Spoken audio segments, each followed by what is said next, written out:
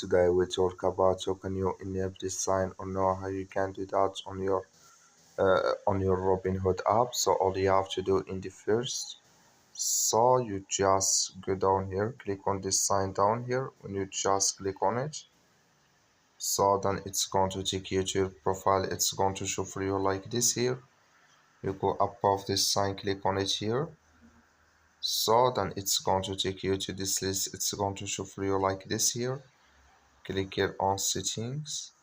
So then it's going to take you to this list. Click here on notifications and messages here. Then it's going to take you to this list here. Click here on push notifications. So then it's going to take you to this list here. Just scrolling down here. Click here on crypto price alerts. Just click on it. Until you will find here crypto price alerts. Click in this sign or this color. Like you see color, it's gone. That's mean it's disabled with us now.